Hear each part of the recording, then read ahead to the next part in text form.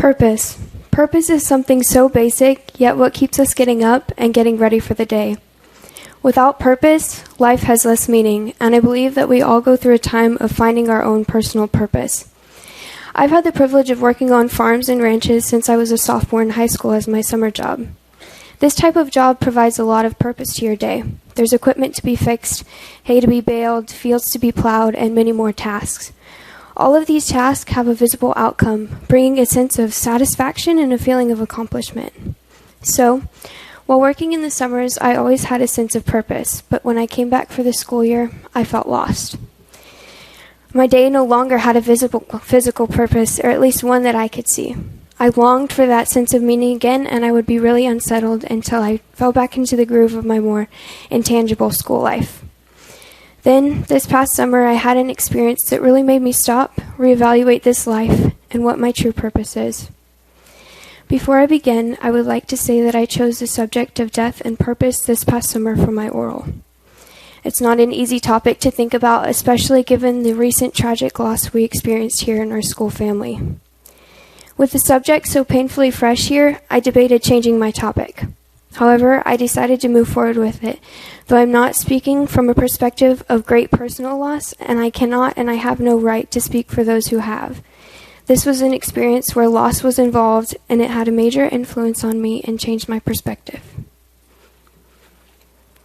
It was a typical day on the farm. One of the other young farmhands and I were raking a field to prepare the hay for baling. We'd been in the field for hours when I was asked to move to another field that needed to be raked. When I got there, I was the only one in the field, but there was a man baling hay and another man named Moses in the field adjacent to mine. Moses was a man in his early 60s who had been fighting cancer, and he was extremely sick. The cancer and cancer treatment had left him extremely emaciated and weak. Despite his terrible condition, though, he continued to work to take care of his family. He loved being on the farm and still had a family to support, so my boss continued to have him show up in the mornings and do what he could. I wondered as I watched him work while he was so sick if he shared the same feeling and purpose in farm work as I did. So, this day, the day after having chemotherapy, he took his cushion, laboriously climbed up into the tractor, and went out into the field. When he'd finished the field next to mine, he came over to the field I was on to wait for us to finish so he could stack our bales. He parked his tractor on my side of the field and went instantly to sleep. I saw this, and I wondered if Moses normally took naps in the field. So I told myself that I would text my boss and make sure that this was normal. I didn't.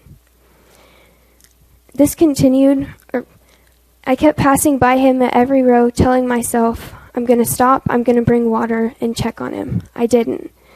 This continued for 2 hours, and by that point, I was on the other side of the field and he was out of my sight. Even though I couldn't see him, my gut continued to scream that something was wrong. So, at this point, I was heading around the edge of the field, which meant that I would pass by him again. I swore to myself I was going to bring him the extra water bottle and make sure that everything was okay. When I came around the corner, I quickly realized I was too late. The other man who was in my field was stopped next to Moses' tractor talking on the phone, and he was clearly distressed and scared. I quickly stopped my tractor and hopped out, and the other man asked me to go up into Moses' tractor. I stepped up, and I saw my fears realized. Moses sat hunched over, breathing extremely shallow breaths with a small amount of blood coming out of his mouth. Thankfully, though, at this point, some of the other farmhands who knew him a little better showed up and began to take turns sitting with him. So I pulled my tractor out of the way and watched the scene unfold. Over about an hour, the ambulance came and then the rescue helicopter, and the medics tried to resuscitate him, but he was gone. The distraught family all began to arrive to the field and say their goodbyes. All I could think was, why didn't I stop? Why, when I knew something was off, did I just keep going? All I could feel was guilt and worry. I realize now that was when my perspective on life and the clarity of what true purpose is began to change. As a young person, I'd never really contemplated the idea of my death. I didn't sit and wonder when my time would come. However, I had just witnessed death firsthand, and the finality of it felt like a black hole. And I was never scared of dying before, and I'm still not, but I now have a greater respect for it. Firstly, because death is so final. Once someone has passed from life to death, they are gone. You can't bring them back, and you can't change anything that happened before they passed. It was so surreal to me how fragile we humans are. How in one instant we're here, and the next instant we can be gone. As Mark Twain once said, the fear of death follows from the fear of life. A man who lives fully is prepared to die at any time. I began to think more about what I'm doing while I'm here. Am I living fully, and what is my purpose? I wondered then if Moses' death was planned by God, and if God was trying to teach me a lesson through it. In my interview with Betty Lerwick, my former employer and a mother who lost her 3-year-old son in a farming incident, we discussed how oftentimes in relation to death we hear the phrase, "Oh well, it's all just part of God's plan." Her response to that was that God has as much control over our lives as we allow, but he doesn't plan every second of it. He does, though, have a great interest in how we go through these experiences, how we handle it, and if we cry out to him for help. To believe that all suffering and every event was planned by God may cause us to question God's love for us. Ecclesiastes 9:11 says, "I returned and saw under the sun that the race is not to the swift, not the battle to the strong, neither yet bread to the wise, nor yet riches to men of understanding, nor yet favor to men of skill, but time and chance happeneth to them all." I believe that not every event was planned by God, and that Jesus did not come to explain away suffering or remove these experiences from men, but he came to fill them with his presence. So like Miss Lerwick said, we have the opportunity to reach out for help in dealing with the grief that unexpected or untimely death brings. I felt his comforting presence when I was grappling with the guilt and the questions I had when the words of a familiar hymn came to mind that comforted me and answered my questions. Another realization for me was that because of our limited time here on earth, it is important for us to be ready for eternity, because death can be unexpected. After Moses died, I was made to reevaluate where I was in my walk with God. If I were to die today, have I truly lived a life that proves my faith and love for him?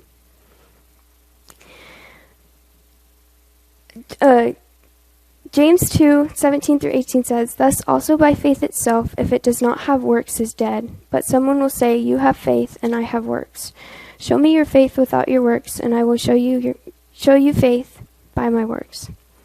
I realized the importance of living every day as though it was my last. By that I mean seeking God and proving by my words and actions that I have faith and love him. If we've lived with this in mind, then we have the peace of knowing that death is nothing more than going home to God, where we will have the bond of love unbroken for eternity. The definition of purpose, according to the Merriam-Webster Dictionary, is something is set up as an object or an end to be attained. So by this definition, we could ask whether our purpose needs to be something deeper, or can it just be something to attain here on earth? The people that come to mind when contemplating this idea are the great celebrities. We hear all the time about what they're doing, and we watch their lives from the beginning of their stardom to the end. They seem to live these wonderful lives, accomplishing many great feats and living what seems like purposeful lives. Upon closer inspection, though, we can see the unfulfillment they have and oftentimes the lack of joy. So while there's a possibility to live a fulfilled life by having a worldly purpose, it doesn't lead to lasting joy and contentment. Only a purpose that is pursued with eternity in mind will be fruitful. The next reality I experienced was that life goes on. There's no pause button on life. When something happens, we can't just say, hold on, let me process this, and then move forward with life. The world keeps turning, and a new day with all of its necessities will dawn. Yet there were so many feelings within me after Moses died that I didn't know what to do with despite the new day. I read the book Tuesdays with Morrie, which is about a journalist, Mitch, who interviewed his college professor while he was dying of ALS. Morrie said in his interview with Mitch, if you hold back on the emotions, if you don't allow yourself to go all the way through them, you can never get to being detached. You're too busy being afraid.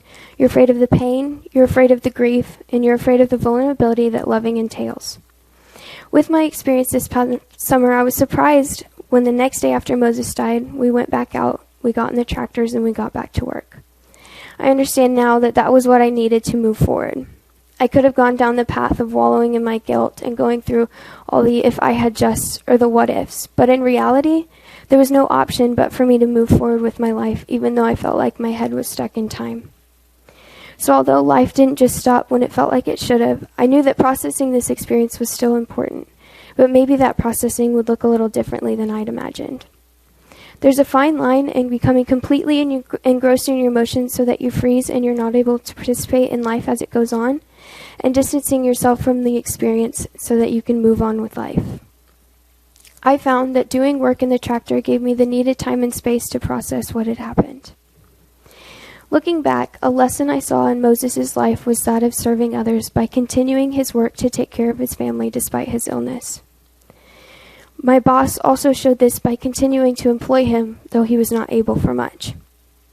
Morrie stated, "The way you get meaning into your life is to devote yourself to loving others. Devote yourself to your community around you and devote yourself to creating something that gives you purpose and meaning." Morrie, a man who was on the threshold of death, saw that one of the greatest purposes one can have is devoting oneself to others. This is a concept MCA highly encourages. The moment you step on campus, you are taught to be a servant leader. The ultimate example of this is Jesus. Jesus' life was cut short by men, but his life here on earth was so full. There was not one day that Jesus did not serve those around him, and he came down to the earth with the purpose of showing men the character and love of our Creator through servitude. If I know my purpose, I should be able to wake up every day and be thankful for the opportunity to live that day out. I realize that I need to have a purpose wherever I am in life, and that purpose should run deeper than completing a task or a daily job. C.S. Lewis says in The Great Divorce, "And yet all lonelinesses, angers, hatreds, envies, and itchings that hell contains, if rolled into one single experience and put into a scale against the least moments of the joy that is felt by the least in heaven, would have no weight that could be registered at all.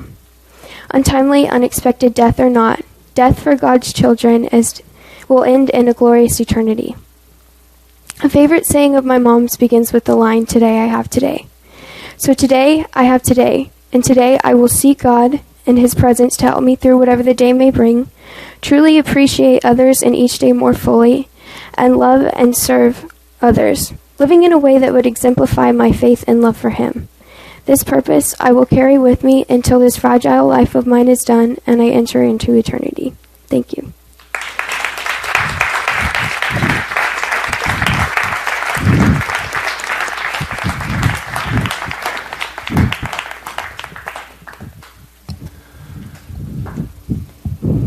Great job. Thank you. Yeah. You feel better now? Yeah. Yeah, good. Okay. I didn't introduce earlier. My name's Ron Miller, and I'm a tutor here at MCA. To my left is Brandy Westfall, and to her left is Brandon Schumann. And so we'll be the panel today for Ava's oral.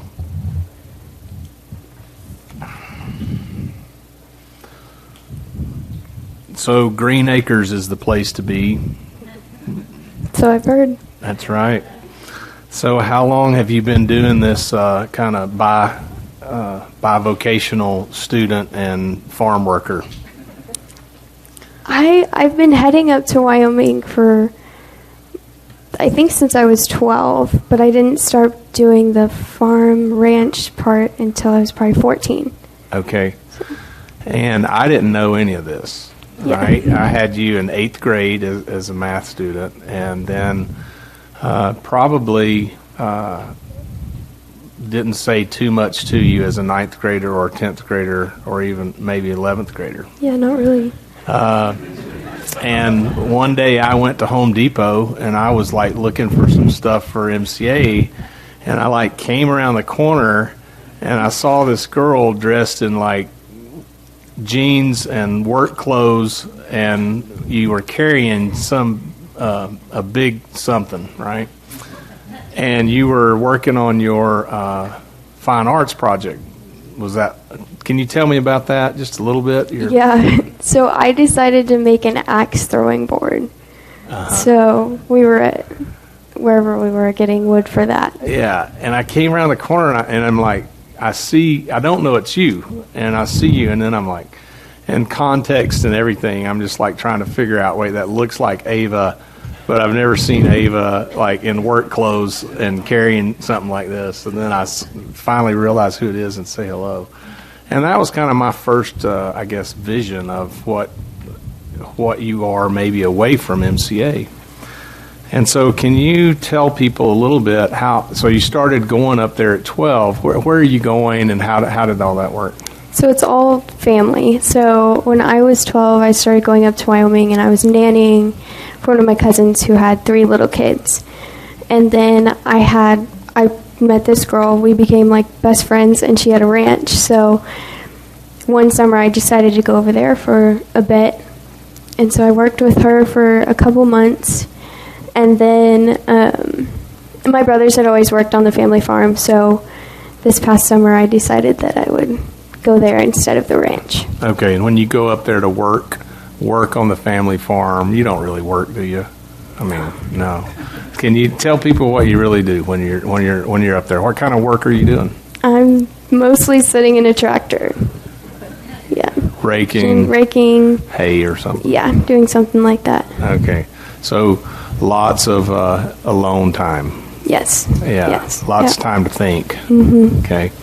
Well, in your experience up there, how's it changed your perspective before this happened? Like, how is it you living here in Midland, kind of in a not a big city but a city, and then going out there? How did it change your perspective, or what did you see, and how did you grow?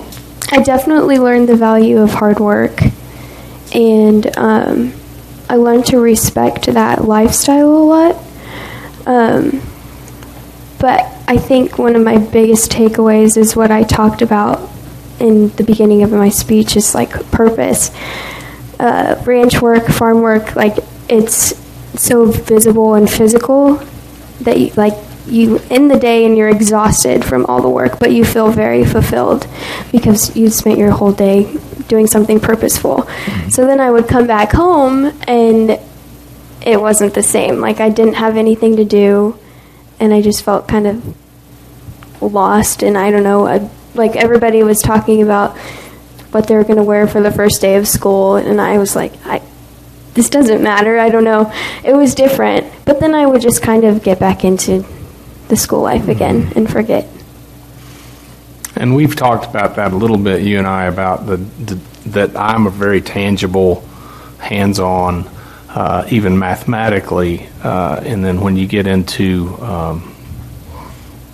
theory, it's kind of difficult for me to jump to that level and not see physically what I'm accomplishing, and that's it's exciting to be able to see what you've accomplished, and to have something to look at and go, yeah, I just did all that huge section, and I got all that work done, and then you can feel good about it. Whereas here, you're dealing with a lot of theoreticals, a lot of discussion. So, all right, thanks, Ava. Good job, Ava. Thank you. Okay, do you remember the definition you gave us for purpose? Can you remind us? Purpose is, I don't remember. I can remind you if you don't, because Yes, I have it please underlined do. here. You said Merriam-Webster's dictionary says it's something set up as an object or an end to be obtained, right? Yes. And later on you said only a purpose that is pursued with eternity in mind will be fruitful. So I assume that someone with eternity in mind would be a believer. So do you think that an unbeliever can live a life of purpose? I think there's a lot of people that do a lot of good things. Like, I think they can fulfill a good purpose here on earth, and maybe have, like, feel accomplished and feel good about everything that they've done. But in the end, they're not going to be content, and they're not going to have the joy that maybe someone that is living with an eternal purpose in mind is going to have. And you may or may not know this, but do you know, was Moses a believer? Do you have any way of even knowing? I believe he was Catholic. Okay. Yeah.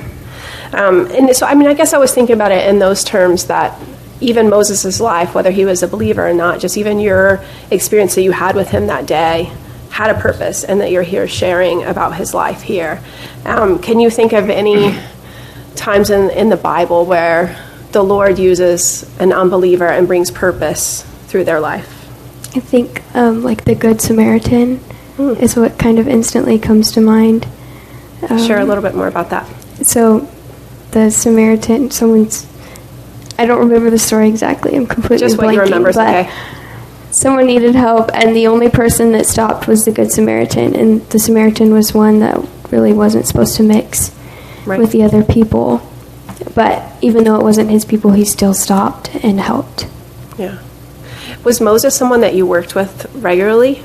No. So this was my first time being out in the field with him. I seen him around quite a bit, but he couldn't come out very often. So that was my first time doing like a job with him. Okay. Yeah. Well, and that makes me wonder too. I mean, it seems the Lord had a purpose even in that day to have put the two of you guys together. Okay, shifting gears a little bit. What are your plans for next year? I'm going to West Texas A&M, and I'm going to pursue a major in early childhood education. Okay. Can you share a little bit more? Because it seems like farming is over here and early childhood education is over here. How do we get from here to there? So I've always wanted to be a teacher. From the time I was little, I loved it. And then as I got older, I was like, well, the pay isn't that good. Maybe I should find something else. So I shadowed a speech path. I tried some other things, but I've always just had a really big passion for kids. I love kids. And so, yeah, I kind of went back and just decided to pursue it. Okay. Are there any principles that you think you learned on the farm that you'll be able to apply in a classroom? That's a good question. I think, I grew up going to Montessori, which is a very hands-on school. So you have a lot of, tasks to accomplish in your day, like you would, the beadworks, things like that. And I always loved that. So I feel like giving kids, a simple job to complete, because then they can see the work that they've done and feel proud of something that they've done. Okay. Thank you.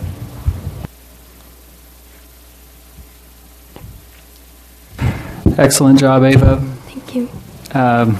Not so excellent, Mr. Schumann. How does mortality clarify our purpose? Because I think maybe that there's something afterwards that we should be reaching towards. And so we talked about this in apologetics, but in the Great Divorce, it was like if you put the world first, then hell is just an extension, but if you put the world second, then heaven is an extension. So if we're living we're living in a way that the world comes second, and we're living with eternity in mind, then heaven is what's next. But if we're living as though we're never going to die and there's nothing after this, then hell is just the next step. So I like that. Going back to that quote that Mrs. Westfall drew out from your paper, how does that kind of concept that you were talking about that C.S. Lewis had in Great Divorce, how does that jive with the statement you said that only a purpose that is pursued with an eternity in mind will be fruitful? Can you restate the question? How, with what you shared about C.S. Lewis if you focus only on the things of this world, then hell's an extension of that, but heaven is, if you reach for heaven, then it works backwards and redeems the things of this world. How does that relate with the idea that only a purpose that is pursued with eternity in mind will be fruitful? So if you're pursuing something with eternity in mind, the fruit is heaven, and the fruit is the joy and contentment that you're going to feel when you get there. But if you're living with a worldly purpose, then you won't get that fruit.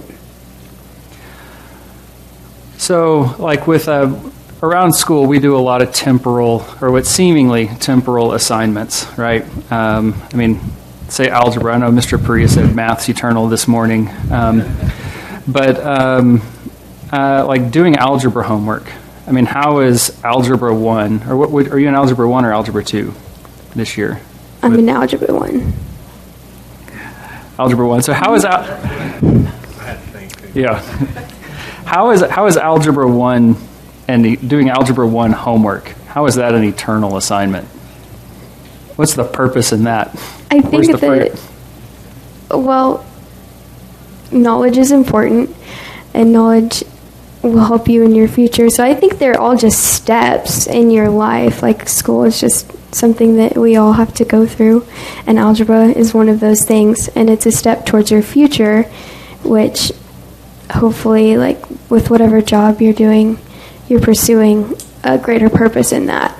But I think it's just another step towards the bigger purpose. Do you think I'm going to need to do algebra in heaven? Yeah. That sounds more like purgatory. I agree. So doing algebra homework, what you said, is kind of like it's maybe like scaffolding towards things that God has a larger purpose that goes beyond that. That there's more than going on than just simply solving for X and then turning it in to have it graded. Right. What about volleyball or playing sports or games, whether it's in an organized sport or just a pickup game? Are those eternal moments, or are they temporal? I think they're temporal moments, but I don't remember who was talking about it, but sports are a way to create relationships with others. So maybe it's a way to create lasting relationships with people that will encourage you in your walk with God. Okay, so they kind of give situations to where there's eternal things that are going on. All right, last question kind of along those lines. How can I live with an eternal perspective when I'm mowing the lawn, especially in Midland? Well, I think mowing the lawn is a great time to think. Yeah? You're just kind of doing a task, and that's what I love about like being in a tractor, is it's just time to sit and think, and my mind goes all sorts of places, but I guess you could use it to think about your purpose. Yeah. All right, good. Thank you. Mm-hmm.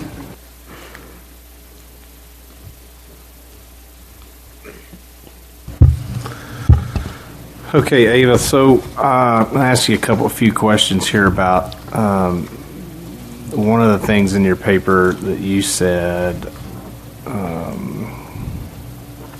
that death is so final. Yes. And was this the first person that you had seen dying, or is it first experience with that? Yeah, I've seen grandparents and great-grandparents like on their deathbed, and I've been to funerals, but this was the first time being there when someone passed. Yeah. What about like animals? Yeah, I mean, I think I'm a girl from the city. I don't see much death. I don't hunt. I don't have a farm or a ranch where animals are dying all the time, so I really don't see death at all. Do you think culturally, I mean, can you elaborate a little bit about what you see in our culture that you're growing up in right now, and the fact that we are shielded from death so much? Or how are we shielded from that reality? I feel like in some ways there's a fear of death, and it is like a taboo thing to address and talk about. I feel like we base our whole lives around avoiding death, at least in the society today. The hospitals, we have such advanced medication, and which is great, and I think it's wonderful that we have those resources. But it just means that we are never faced with the reality of death. When someone dies in a hospital, it's a very shielded, like calm. Mm-hmm. Not saying that other deaths aren't calm, but you don't see the process, and typically you don't see the actual death. Mm-hmm. Right. And we even going back maybe to my parents' generation, my dad's generation, growing up on a farm and seeing you killing your own animals for your food, that kind of thing, to where you're actually using those animals for your consumption. We don't see any of that either. You know, we just go to Walmart and buy our chicken or buy our ham. And so, do you think that's a good thing? Or do you think it's a good thing to, maybe referring to Kyle's oral, this morning, what is the good thing about maybe going on a hunt and seeing that? I definitely think that it could be beneficial. And we've heard it twice already, but there's a golden mean. And I think that some people maybe do need to be shielded from that side of things. And then I think like buying food in the grocery store is really beneficial for a lot of people. And just the way our society functions, nobody has time to go out and hunt for their food because we have jobs. So, but I don't know. It was interesting for me when, like I said in my paper, when he did pass, like the next day we just went back out in the tractors and got back to work. Like, people respected that he'd passed and they were sad, but it wasn't like, stop everything, we gotta process this. It was just like, okay, that's just part of life, and now let's move on with our lives. All right, thank you. Building a little bit more on cultures and how we handle death as a culture. You and I had a conversation the other day about the Chinese culture, and I don't know if you got a chance to listen to the story of it, but it's the idea that in the Chinese culture, if somebody's given like a terminal diagnosis or whatnot, often that's given to the family and not to the person, because the idea is that if the person knew, that it would be the idea and the fear of that would kill them, not the cancer. Would you want to know if you had some kind of disease, or, if your life was going to be cut short, would you want to know? I think if I was able to truly live what my paper says and be ready at any time, then maybe not. Maybe I would be okay not knowing and just continuing to live a purposeful life. But maybe at the point I am right now, I'd probably want to know. Yeah. What's the difference there? You think the age, or? Yeah. Also, I don't feel like I completely exemplify everything that I wrote down yet. Okay. I'm still working towards that. Okay. You said with Moses' death that your perspective started to change. So what do you think characterized your perspective before? Like, if we just went back, went a time machine back to a year ago, and we're sitting here, in late April of your junior year, who was Ava then? What were you thinking about? Oh man, I don't know what I was thinking about. But I definitely, I've grown up going to church, and so I've always had eternity in mind, but it wasn't a forefront thought in my head. It was kind of on the back burner because I was 17, didn't really need to think about it, and I was just kind of living my life. Yeah, I don't know. I wasn't very aware. Okay. So now if we get in the same time machine and we go forward to August, you're about to move into your dorm at West Texas A&M. What do you hope your perspective will be as you set foot on that campus? I'm hoping that I will be pursuing whatever I'm pursuing with all of these things in mind, like with a greater purpose in mind than just getting a degree, which I think is great to get a degree, but making sure that this purpose is bigger than college life. So what would you say that purpose is?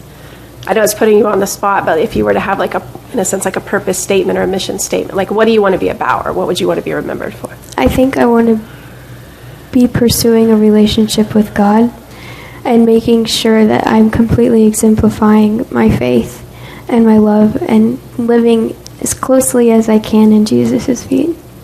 Okay, good answer. Okay, this is shifting gears a little bit, but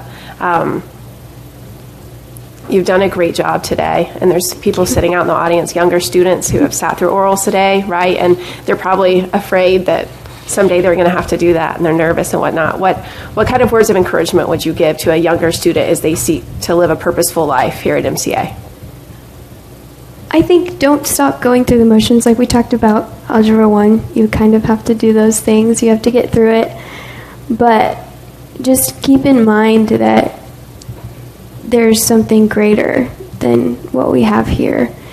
And that doesn't mean you have to think about it all the time. I think it would be unhealthy if you lived where you were constantly thinking about dying. But just be aware that eternity is coming, and we don't know when. Okay.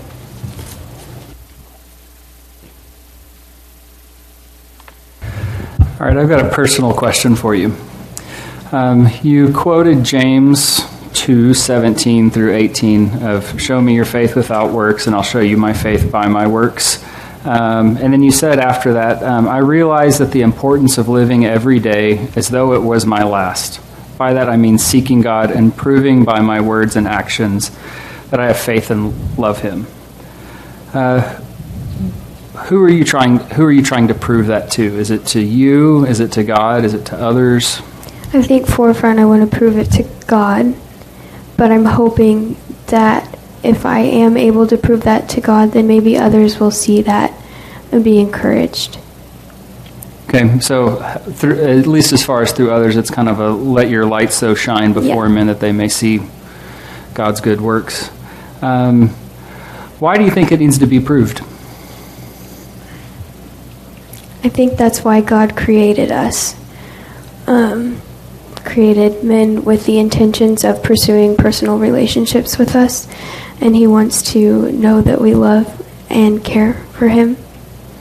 Yeah, I mean, I don't know, I just had this thought, and I don't know, it's relating to math. I'm an abstract guy, but I mean, like within Euclid's, like what do you do in Euclid's when your number gets rolled? What do you do after you panic?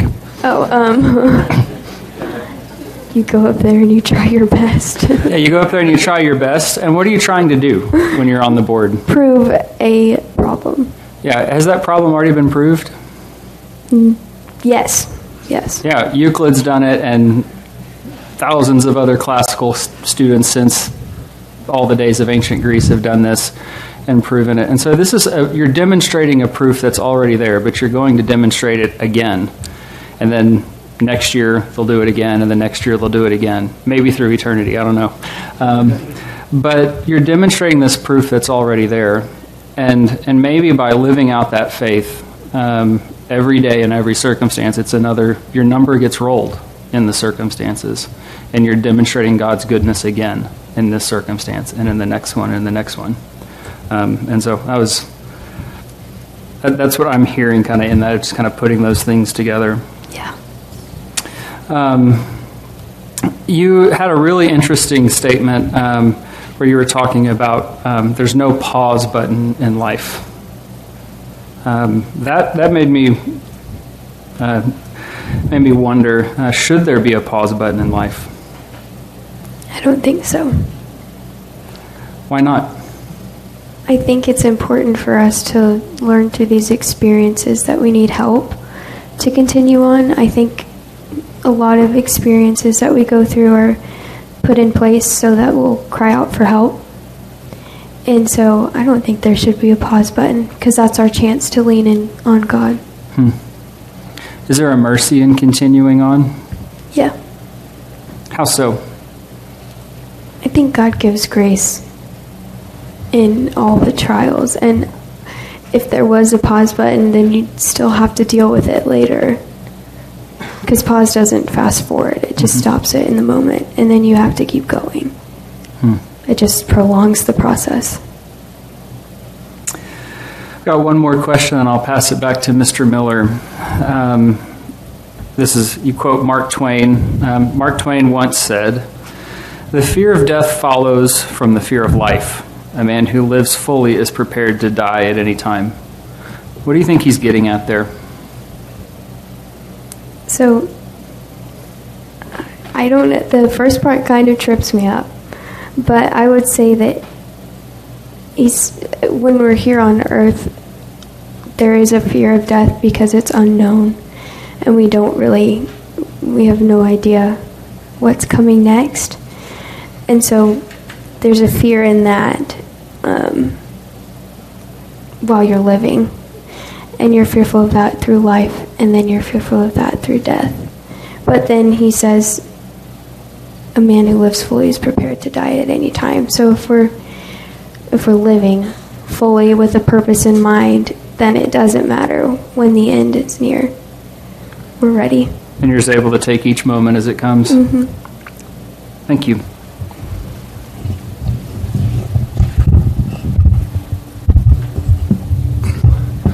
So, Ava, as we visited this year, I've learned a lot about you, and there's a lot more to you than I think a lot of people walking around the school know, because you're pretty quiet.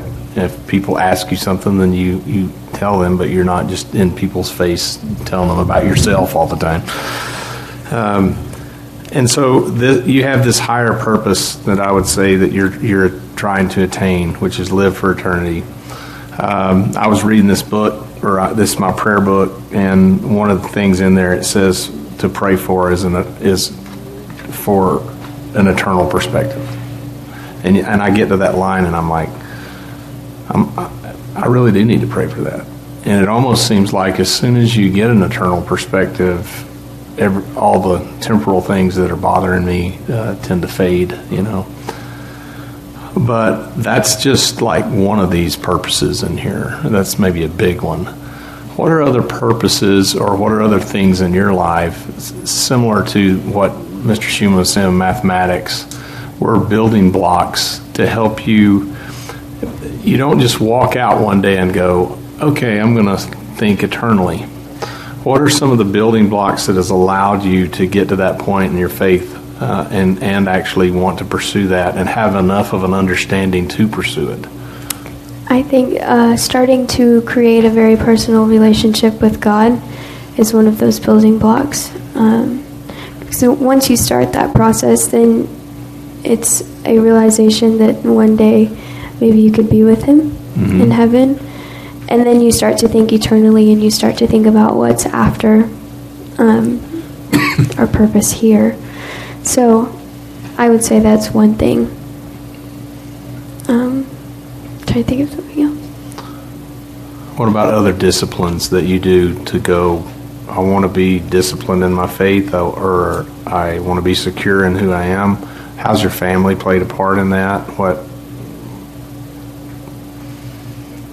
I think it is very important to be secure in yourself,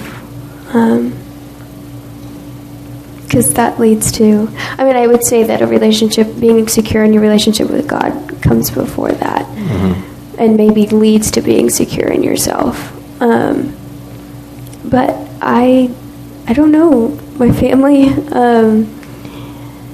we're all very, very independent people, and sometimes to a downfall, but I think that's caused me to really rely on myself and figure out relationships with people, with myself, and with God. Okay. Do I have any more? Okay, you just mentioned briefly in your paper about Tuesdays with Maury and reading about that. Is there anything else that stood out? Because you just shared briefly, is there anything else that stood out from the book that you'd like to share? It's a really good book. Everyone should read it. I think the story as a whole really stuck out to me. It's a man who's dying, and ALS is a very slow, ugly death. You just slowly lose every ability you have, and you're completely relying on other people. But the way Maury went through it was really inspiring, because he chose to take each trial and use it for good and create loving relationships with everyone that was taking care of him, and then telling his story. So, yeah. Okay, one last question, but I was curious, you said in light of the things that happened in December with Presley, you considered other topics because it was so sensitive. What other topics did you consider? I thought about doing the importance of hard work for a while. Okay. That was a big one. And then I thought about doing virtue as well. Like virtue as a whole, or specific? Virtue as a whole, because it was relating to this topic as well, but the mercy that was shown to me through that experience and different examples of people in my life that have been very virtuous, I wanted to share. So it's good. Those would have been good too. Okay. All right, I'm going to ask you to confess something. What day or moment has been, in your opinion, has been the biggest waste of time or purpose that you've ever experienced? Biggest waste of time.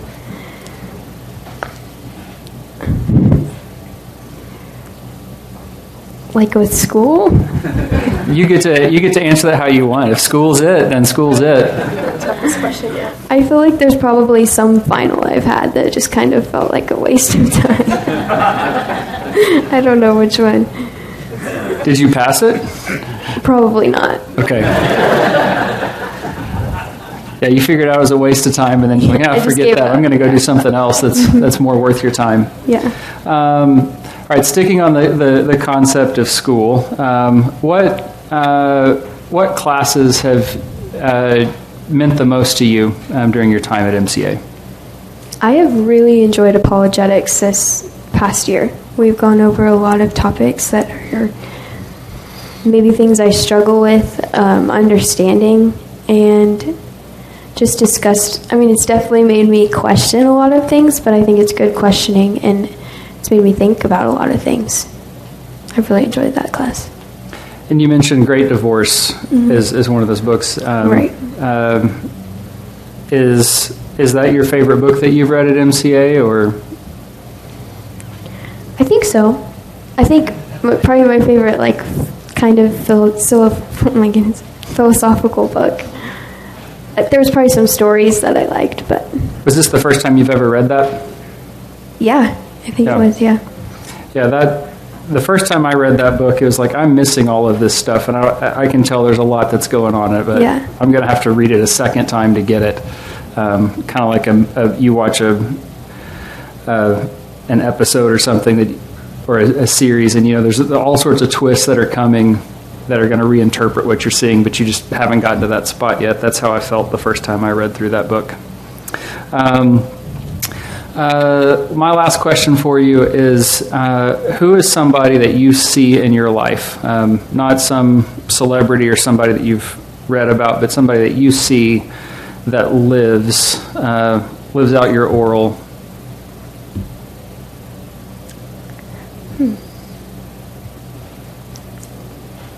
I can think of a couple people, but I feel like my boss this past summer, he really lived that out, and he lived it in a very, very joyful way. Like, he was always happy, but he seemed to be fulfilling a greater purpose, and he always had that in mind.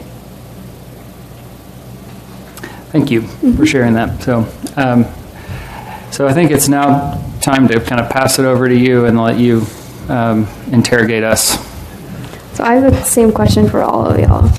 But for me, being in the tractor and working is probably my place of contentment, and I would consider it my happy place. So what is y'all's happy place and why?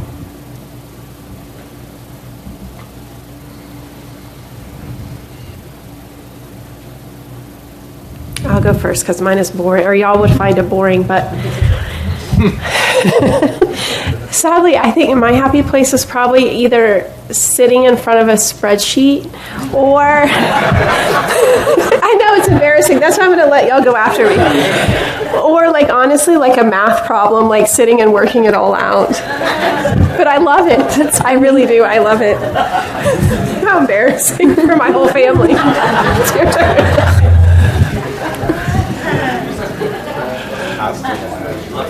Okay.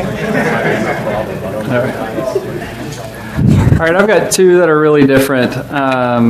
One is when I'm able to write, I enjoy just kind of getting to sit down and think out my thoughts and process them on a computer and let them go. And so it's usually in the morning before my kids wake up, because they wake up and then it's just game over. And so I used to be a night person and not a morning person, but as an introvert, I've kind of turned into a morning person because it's like I've got to get up early if I'm going to find out who I am for the day.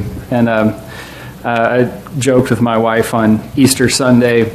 We went to the early service, and so my kids got up at the same time I did. So I was like grumpy all day until I was able to take a nap and just wake up because I was just on overload. So kind of in the mornings getting to write. And then the other place is more tangible.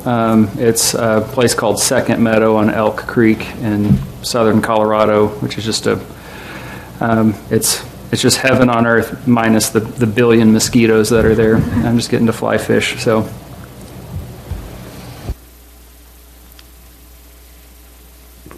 Second meta is a good one. That's a good one. I think I probably have two places.